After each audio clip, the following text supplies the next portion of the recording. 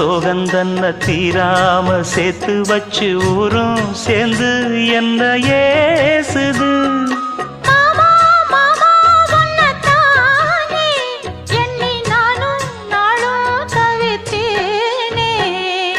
கூண்டுக்குள்ள என்ன வச்சு கூடி நின்ன ஊற விட்டு கூண்டுக்குள்ள போனதென்ன கோலக்கிளியே.